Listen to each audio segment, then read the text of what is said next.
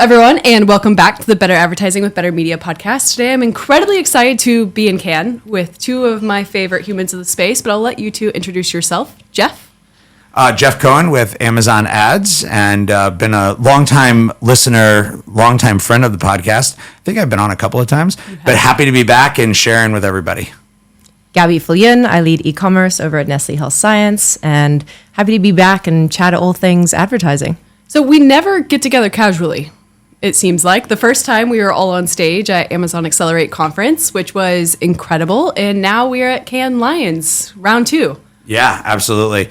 That was actually a great session when we did that at Accelerate, and it was really this like light bulb moment for me that when Amazon, the brand, and the agency are all on stage together, we can really like help the audience understand what it is, how it works, and why they need to consider it.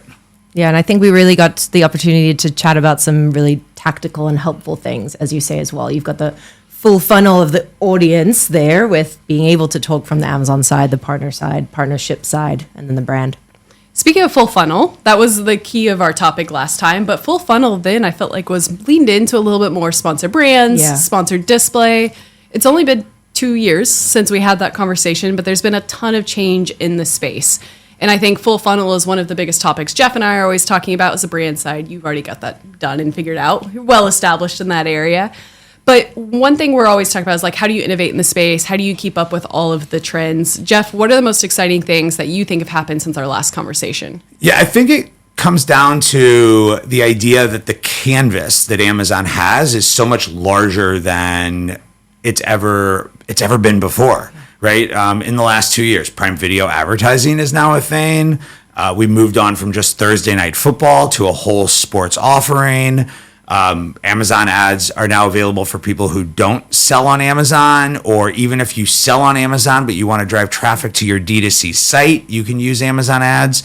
And so Amazon has kind of opened up the opportunities for brands to reach more and more shoppers in different and unique ways, both on their own and operated inventory, as well as the third-party supply, which helps you reach, hundreds, thousands, tens of thousands, hundreds of thousands of shoppers, depending on, the scale of your business and what you're looking to do. Yeah.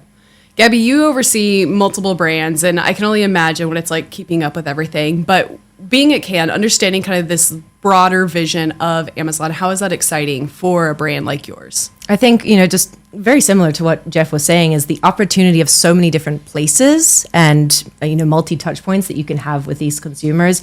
We play in the space where we've got several brands that are in similar categories as well, and being able to hyper-target is often a huge struggle, but made so much easier with the tools and products that Amazon offers. Hyper-targeting is a big one. Yeah. I would say audiences in general have guided a lot of our most recent discussions, things like AMC audiences being, layered into your search strategy. So to your point, you have a keyword like dog food. Everyone's potentially bidding on dog food. We now have the ability to niche down to an audience that is also bidding on dog food. So from a swim lane perspective, which is how you and I typically view it, but also, again, the broader funnel. You can now start making assumptions that aren't just based off search intent, but also a specific audience that may better align with your products and your categories. The thing that I think people need to realize about you, besides that you're an awesome human being, Gabby. Note that. Just in case they're not seeing the video, is that, and maybe you can speak to this a little bit, like you operate with playbooks. Yeah. Right. And so when you learn, you develop, you test into playbooks, you learn from those tests, and then you apply them to the other brands in the ways that they need to be applied, because some will work and some won't. And I think a lot of the success that you've seen in building your e-commerce, portfolio of products has, I don't want to say it's been repeating the same thing, but it's learning from those playbooks and reapplying them. And so many great brands, this is what they do. Yeah. Right. Yeah, no, 100%.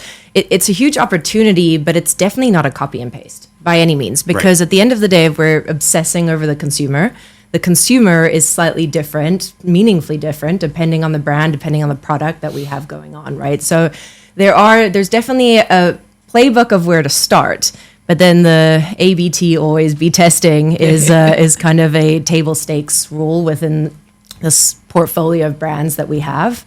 And ultimately, we have to do everything as much as possible to be able to understand who that end consumer is. And it is very different. We have thousands and thousands of products across many brands that play in one of the most competitive spaces, high growth areas, and that growth is not slowing down on Amazon anytime soon. Those consumers are, exposed to a multitude of these touch points. So yes, we have a playbook, but it's really, that's the starting point for us.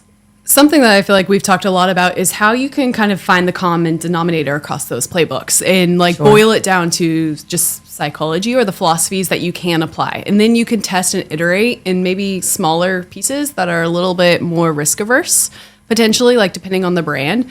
So one of the things that we've been talking about is, again, the obsession with the end consumer, whether it's your shipping times or whether it's your relevancy when it comes to advertising. These are areas where we've been able to say, hey, there's a defined playbook here. Yes. And then when there's a small tweak to whether it's the ad product that's being rolled out or the new innovation, you can then dip your toes in while still maintaining that kind of common philosophy that can be applied everywhere. Yeah, you're looking for patterns Yeah. that would then indicate that it would work for another brand. And, I don't know, I don't want to knock anybody, but I don't know that the overall strategy for Prime Day has really changed, right? I would agree. It's a lead in, it's a period, and then it's a lead out. Yeah, right.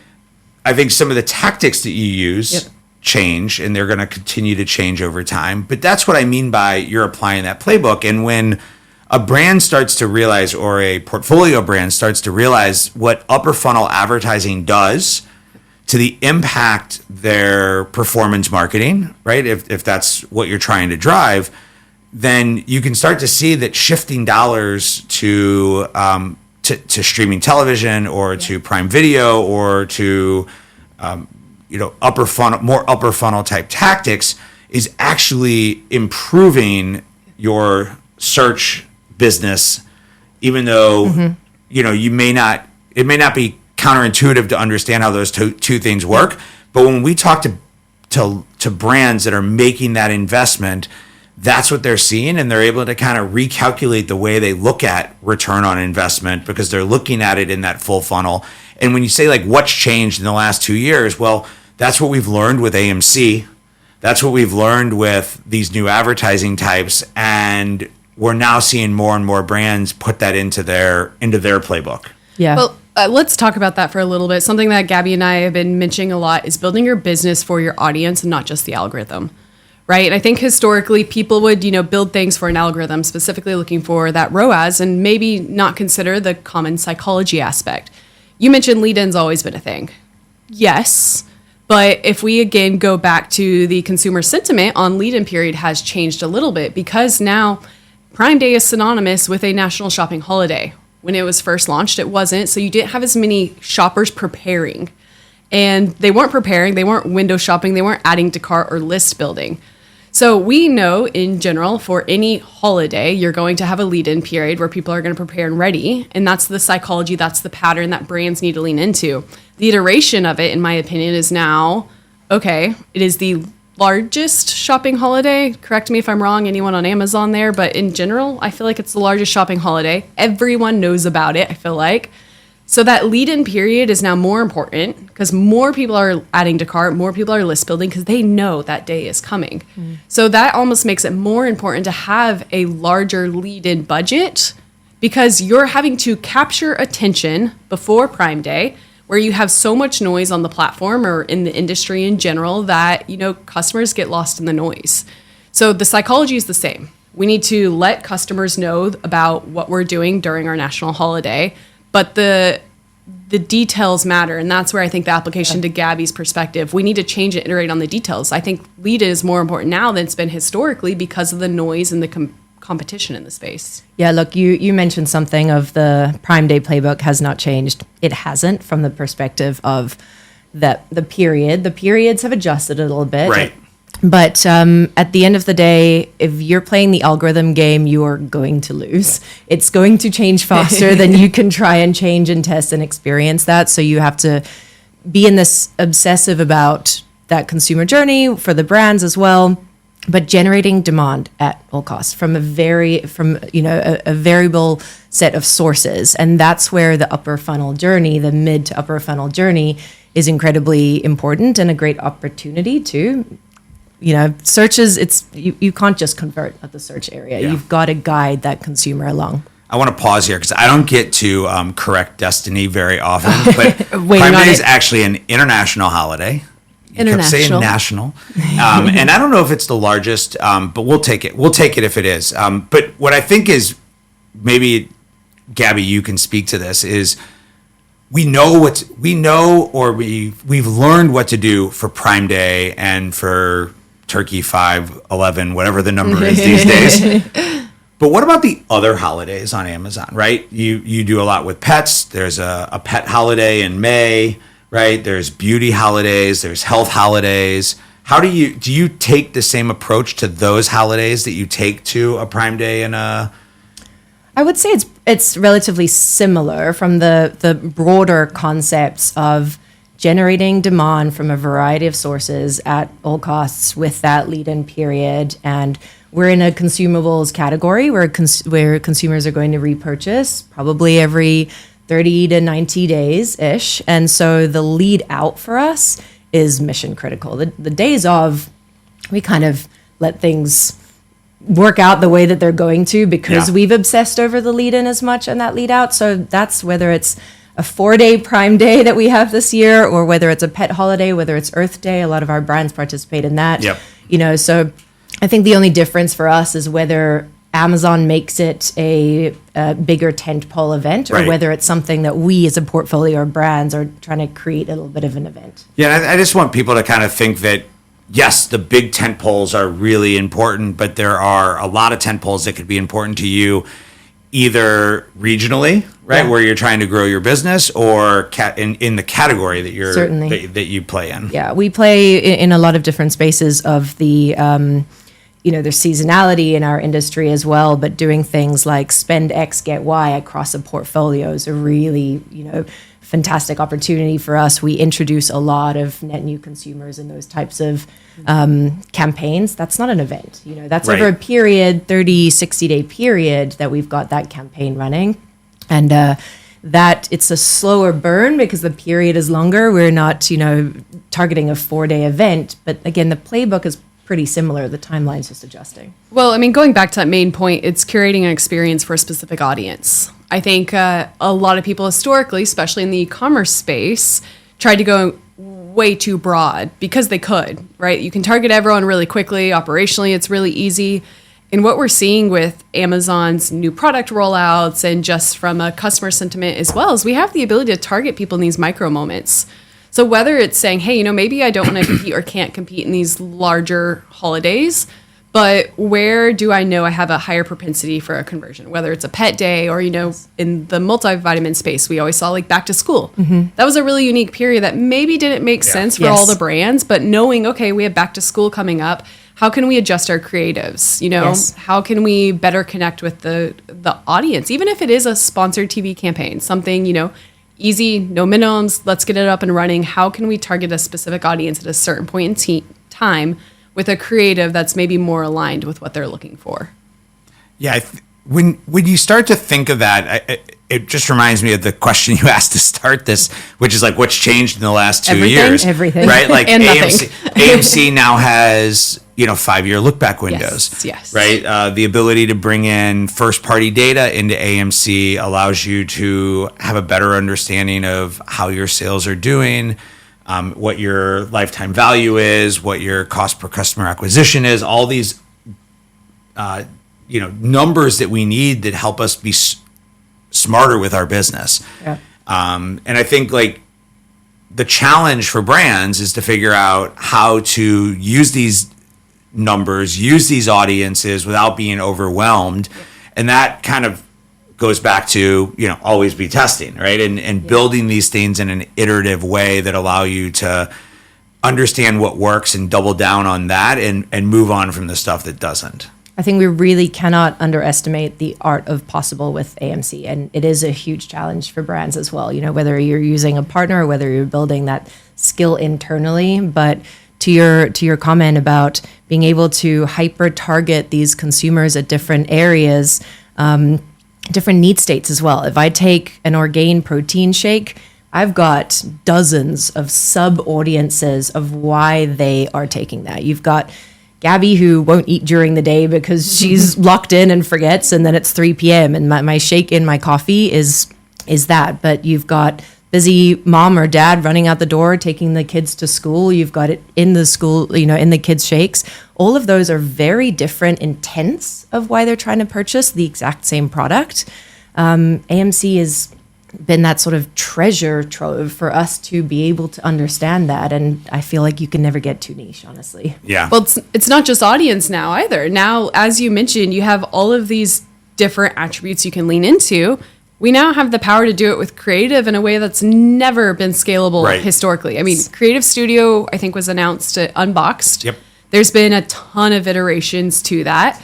Now we have the opportunity to, serve Gabby with a little computer and a dog next to it, and like an ad to this very specific audience, but also to maybe the parent that is running to school.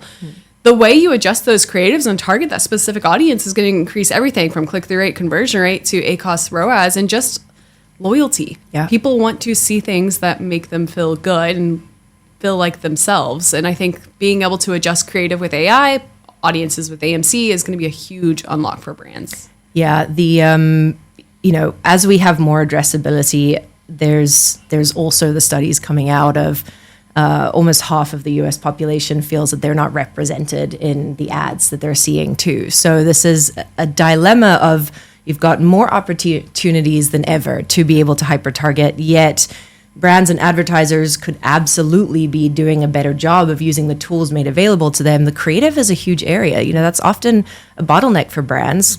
Whether you're a large brand and you're going through your legal regulatory comms to get through all of the creative, right? Or whether you're a smaller brand that can't afford to have a whole video production, now it's democratized that massively so. And I think that we really are on this peak of being able to have small brands, medium brands, large brands be able to create this custom creative that is going to hyper target the different folks wherever they are in their journey, and that's not been as easily available as it is right now. Yeah, and I'll put a plug in we can attach it to this episode. You guys did an amazing I'll call it a guide for how to use the Creative Studio. And if you're not familiar with that product, that guide is a great walkthrough of the product, how to use it, the power that it has. It's not outdated, even though it's been out now for a couple of months. And I think that for a brand, the question then becomes, well, how often do I change my creative? Yeah. How much do I do this for my head products? Do I do it for my torso? Do I do it for my tail? So I'd be curious, Gabby, how do you think of that? I don't know that anyone has that clocked in. My goal is to get to dynamic creative. I feel like we're incredibly far from that, but dynamic creative, if I go back to the OG days of hands on keyboard, writing listings and whatnot, I would update that monthly, based on the search term trends that are changing and what's happening, across platforms. And then that's changing consumers' behavior of what they're looking for. So, where we should be, and I feel like where brands are, there is a meaningful delta there. How we prioritize, I think, is easier to tackle from a question point. At the end of the day, where we do both our head products, the best sellers, but also we hyper study the entry points. And those are often, I've always been surprised about the entry points in our portfolio across our brands. They're often a lesser known product, but it's gotten us to a whole new audience type. Maybe for people who don't understand the concept of an entry point, take it a little deeper. Oh, would you like me to talk about Costco chicken? Because it's just, we have great example within the Garden of Life brand. Best-selling products are probiotics. It is a probiotic brand first and foremost, but it really plays across the entire category of health and wellness. We've got proteins, we've got multivitamins. We have a product that is phenomenal for if you are sick or getting sick, called oil of oregano. I like to call it pizza water because it sort of smells like that a little bit, but it'll really do a great job. When we started doing Spanish language preferred, I do think that the acronym might have changed now for that one, but when we started to explore that audience with Amazon, we noticed that the top selling product for this net new audience for us was oil of oregano. And that had never been on my radar before.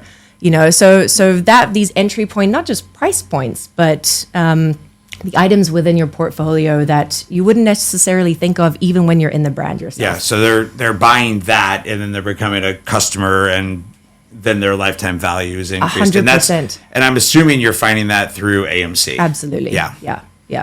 And there's so much opportunity with the other products, which was, I think, the opening point to this discussion is how do we cross-sell? How do we upsell? How do we kind of leverage the opportunities we have to maybe tell more of that brand story? Mm-hmm. They're coming into that entry point with a specific product, but we now have the opportunity to retarget all of those customers with some of our other products and kind of really understand that lifetime value, but drive evangelism as well and drive more loyalty than just that one-off purchase. Yeah, I think I'm trying to think how to speak to the people who maybe are listening who go, okay, that's great, but I'm not Garden of Life. I don't have a giant catalog, right? And I think that there is a value as you're building a business and you're building a brand that you need to have brand expansion, and you need to be looking for these things like what are products that find audiences that then bring them in to buy other products from me.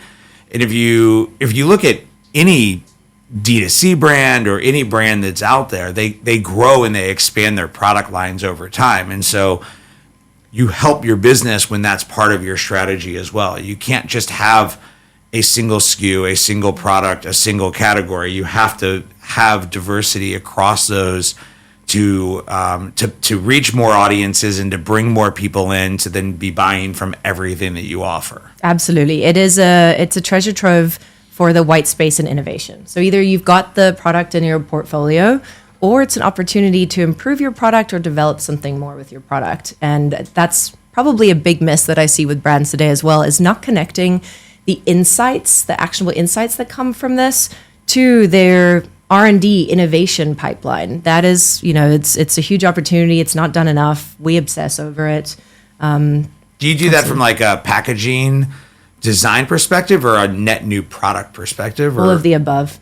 Yeah, absolutely. All of the above. Well, definitely look at, going through the reviews, ratings and reviews will be a big insight area too. But even just looking at, a basket analysis of what else they're browsing and then eventually converting on, or what else they're adding to cart in a few month period to see, hey, we don't have that in our portfolio. It clearly, consumers, we've got the science behind it of what, micronutrients work well together. Right. If that's not what consumers are actually buying, we need that to validate what we, ultimately bring out into the market from an innovation perspective. But packaging, we speak about the supply chain side of things, and that's also what's going to help things like same day delivery, is having things be faster to the consumer, be lighter, be easier packaging. So, there's a treasure trove of information there as well.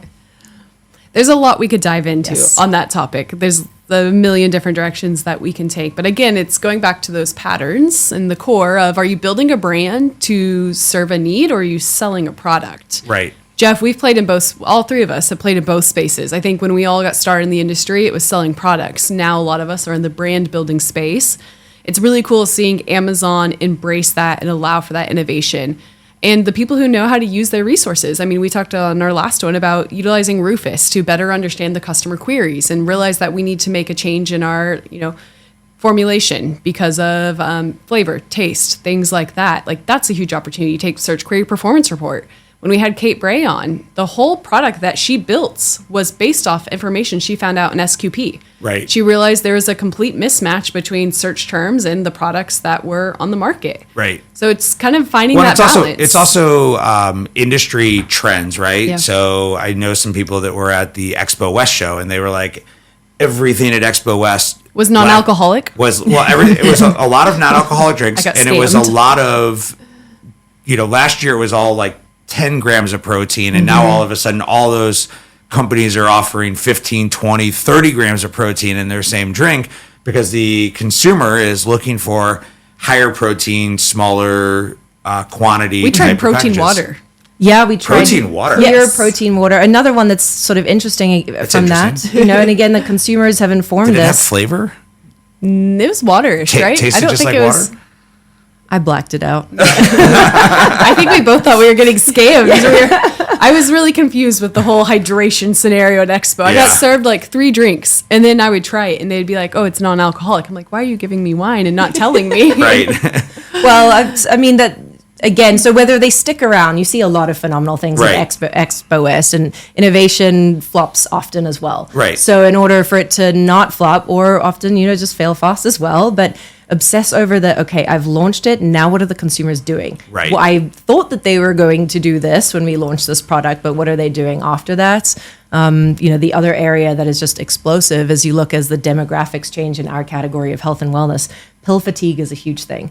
People don't want to take 6, 7, 8 pills Right. multiple times a day. So now that there's gummies everywhere and there's liquids everywhere. But by the by, we've spoken a lot about product innovation. That Yeah. is the point of it, is that it's beyond it. There's huge opportunities within the advertising side of things, within the, how you can address micro audiences. Right. But then also even how you can build your brand with all of this information. And that's got to be it at the end of the day. We're in it for the long game. Yeah. We're in it to serve a need. And We all need to move quicker.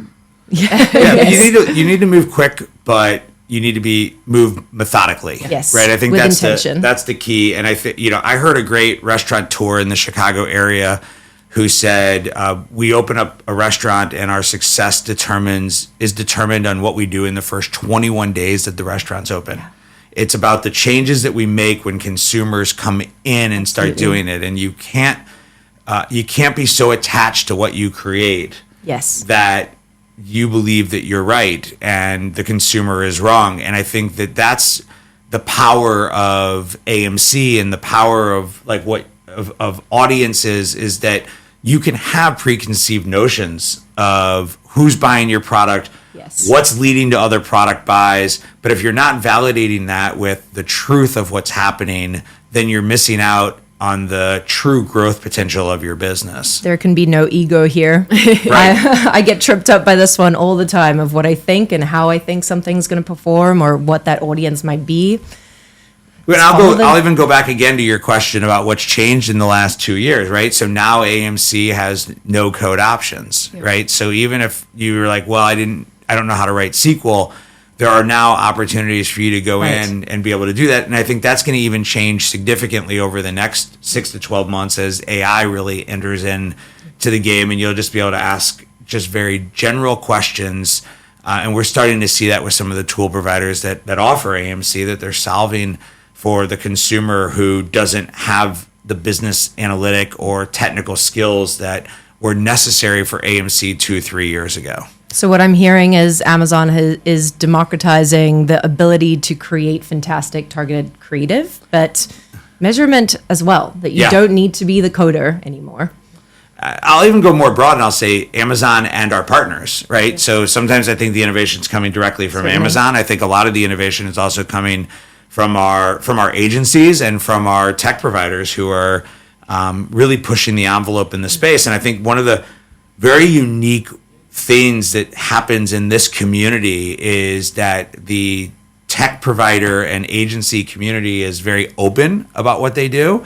And it's a building process on top of one another that has led to the fast innovation that occurs within this space. And I think it's pretty unique.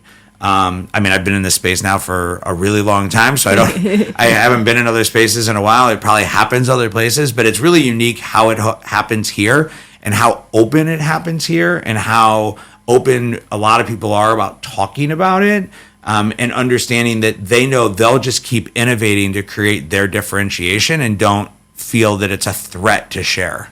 Absolutely. On that note, you should follow all 3 of us on LinkedIn. All 3 of us post a ton of content, and I think are really passionate about kind of helping the community build those playbooks. Yep. Which takes us back to, I think, the first principle we chat about. It's a really good summary for this conversation of there are playbooks for how to succeed. everyone has to iterate on those playbooks really quickly because of the innovation in the space, but also because of the differentiation, the customization that is provided throughout the tools and through the brands and the audience side of the space. Is this where we are supposed to say, put the word playbook in the comments? Yes, put the word playbook in the comments. Jeff, Gabby, and I will spin something up. That's one of my pet peeves. Well, comment me, and we'll send you some resources. Don't comment at Jeff. Comment at Destiny, clearly. Awesome. Amazing. Well, thank you all so much for joining, and love the conversation. Thank you, friends. Yeah, great to catch up.